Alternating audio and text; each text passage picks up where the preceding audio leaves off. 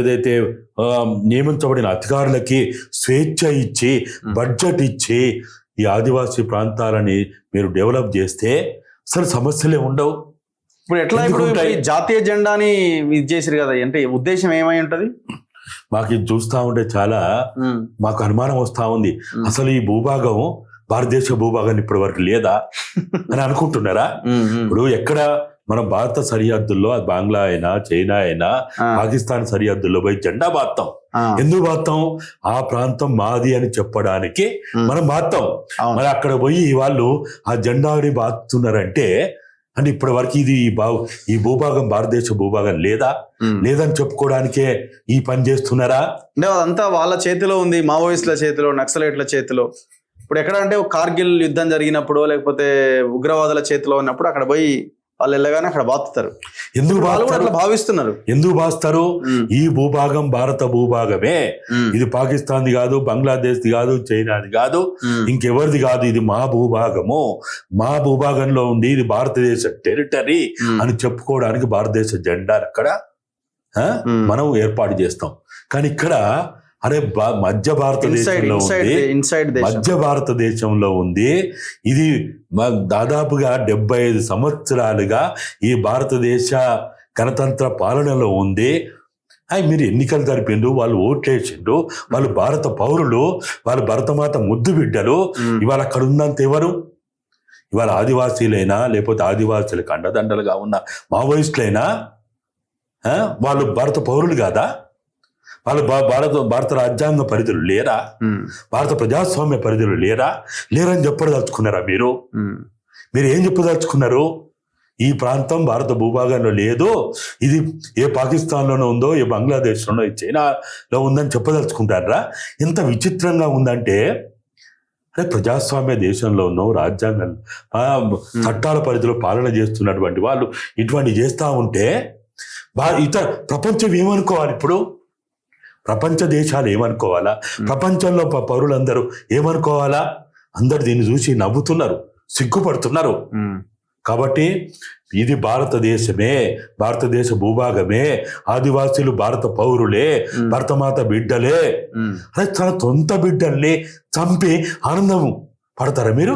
ఇప్పుడు ఈ 2 గుట్టల్ని పూర్తి స్థాయిలో ఆధీనంలోకి తీసుకొచ్చుకున్నాయట కదా, ధోబీకొండ అండ్ నీలం సరాయ్ అనే 2 గుట్టల్ని. ఇంకా 10 కీలక గుట్టలు ఉన్నాయట, వందల సంఖ్యలో గుహలు ఉన్నాయట. అక్కడ కూడా కూంబింగ్ నిర్వహించాల్సి ఉన్నట్టుగా బలగాలు చెప్తున్నాయట. ఇప్పుడు ఏదైతే వాళ్ళు కాల్పుల విరమణ ప్రకటించి వాళ్ళు మేము ఆదివాసీ గూడాల్లో ఉంటే, ఆదివాసీ గ్రామాల్లో ఉంటే అది ఆదివాసులకు నష్టం చేస్తుంది అనే ఉద్దేశంతో వాళ్ళు ఏదో కాల్పుల విరమణ ప్రకటించి వాళ్ళ ఆయుధాలకు పక్కన పెట్టి వాళ్ళ దగ్గర ఉన్న అనేక రకాలైనటువంటి ఆయుధ సంపత్తిని పక్కన పెట్టి ఏదో పోయి అక్కడ వీళ్ళు చెప్తున్నట్టు గోల్లో ఉన్నారా, గుట్టల్లో ఉన్నారా, ఏ గుట్టల్లో ఉన్నారు అనేది వాళ్ళు పోయి ఉన్నారా అనుకుందాం. ఉన్నప్పుడు ప్రభుత్వం చేయాల్సిన పని ఏంది? వాళ్ళు ఇప్పటివరకు మీరు చూడండి, వాళ్ళు ఏదైతే కాల్పుల విరమణ ప్రకటించినప్పటి నుంచి, అంటే గత నెల 28వ తేదీ నుంచి ఇప్పటి వరకు, ఇవాళ 1వ తేదీ మేడే, ఇప్పటి వరకు వాళ్ళు ఒక్క తూటాన్ని పేల్చినట్టు ఎవరు చెప్తలేరు. బలగాలు కూడా చెప్తలేవు, మీడియా కూడా చెప్తలేదు. వాళ్ళు ఎక్కడ కూడా వాళ్ళ దగ్గర చాలా బాంబులు ఉన్నాయి, ల్యాండ్ మైన్స్ ఉన్నాయి, లేకపోతే ఇంకా ఇతరత్ర అసలు అక్కడికి ఎవరైనా పోతే మొత్తంగా కూడా బతికి బట్టగట్టలేరని కూడా మీడియా ప్రచారం చేసింది, బలగాలు కూడా ప్రచారం చేసినాయి. మరి నిజంగా వాళ్ళ దగ్గర ఆయుధాలున్నా, రాకెట్ లాంచర్లున్నా, లేకపోతే ఇతరత్ర ఎన్ని ఉన్నా కానీ ఇప్పటి వరకు ఒక్కటి కూడా ఉపయోగించలేదంటే వాళ్ళు ఇచ్చిన మాట మీద నిలబడ్డారు కదా. వాళ్ళు ఏ మాట అయితే ప్రకటించిందో, ఏ ఉద్దేశం అయితే ప్రకటించిందో దానికి కట్టుబడి ఉన్నట్టే కదా. ఒక్క సైనిక బలగానికైనా లేకపోతే ఎక్కడ వాళ్ళు ఇప్పుడు ఏదైతే ఆ గుట్టల మీదకి పోయి జెండాలు ఎగరేసి లేకపోతే విందులు చేసి వినోదాలు చేసి చిందులు చేస్తున్నారో అయినా ఎక్కడ కూడా ఒక్క ప్రాణ నష్టం చేసిండా? అయినప్పుడు వాళ్ళు నమ్మాలి కదా, అందరం నమ్మాలి కదా. కాల్పుల విరమణ ప్రకటించి పాటిస్తున్నటువంటి వాళ్ళు పోయి ఎక్కడో వాళ్ళు ఇదంతా కాదు లొంగిపోండి అంటున్నారు. లొంగిపోండి, మీరు వచ్చి లొంగిపోండి, సమస్యకు అదే పరిష్కారం అంటున్నారు. ఇప్పుడు వాళ్ళు ఏం చేస్తారు అనేది అదంతా తర్వాత వాళ్ళ విషయం, అది పార్టీ నిర్ణయం. వాళ్ళు ఏమంటున్నారంటే ఈ మధ్య కాలంలో చివరిగా వచ్చిన లెటర్ ప్రకారం చూస్తే మేము మా కేంద్ర నాయకత్వం అంతా కూడా విభిన్న ప్రాంతాల్లో ఉన్నాం, విభిన్న ప్రదేశాల్లో ఉన్నాం, విభిన్న రకాలైనటువంటి జాగ్రత్తల్లో ఉన్నాం. మీరు ప్రభుత్వం కనుక కాల్పుల విరమణ చేస్తే, ప్రకటిస్తే, మధ్యవర్తులను ఏర్పాటు చేస్తే మేము అందరం కలుసుకొని మాట్లాడి మేము చర్చలకు వస్తాము, అన్కండిషనల్ చర్చలకు రావడానికి సిద్ధంగా ఉన్నామని వాళ్ళు ప్రకటించారు.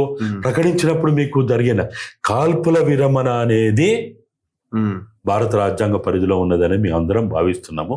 కాల్పుల విరమణ చేస్తే నష్టం ఏంది? ఇప్పుడు నిన్న ఛత్తీస్గఢ్ హోమ్ మినిస్టర్ మాట్లాడుతున్నాడు, విజయ్ శర్మ. గతంలో మావోయిస్టులు ఉచ్చు పన్ని బలగాలను మట్టుబెట్టినప్పుడు శాంతి గుర్తుకు రాలేదా? ఇప్పుడే గుర్తొస్తుందా శాంతి?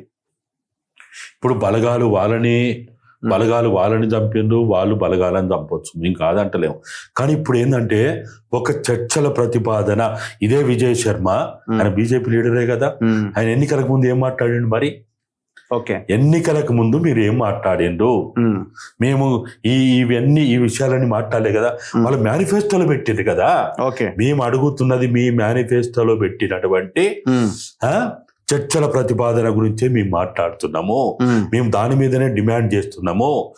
మీరు మాట మారుస్తే మీరు కొత్త ఆలోచనలు చేసి మేము అది చేస్తాం, ఇది చేస్తాం, ఇంకా ఏదేదో మాట్లాడతాం అంటే ఎవడేం చేయలేడు. ఓకే, కానీ ఏదైతే ఇలా చర్చల ప్రతిపాదన వచ్చిందో ఆ చర్చల ప్రతిపాదనని ఒక మంచి వాతావరణం ఏర్పాటు చేయడానికి, షెడ్యూల్ 5 ప్రాంతంలో ఉన్నటువంటి ప్రజలని అభివృద్ధి చేయడానికి, ఆ ప్రజల సంక్షేమం గురించి ఆలోచించడం గురించే మేము మాట్లాడుతాను. షెడ్యూల్ 5 ఏం చెప్పింది, ఆర్టికల్ 244 ఏం చెప్పింది, ఆర్టికల్ 244A ఏం చెప్పింది, కేసా చట్టం ఏం చెప్పింది, కదే మాట్లాడుతున్నాం. మరి మాకు రాజ్యాంగం అవసరం లేదు, చట్టాలు అవసరం లేదు అని అంటే ఎవరేం చేయలేరు.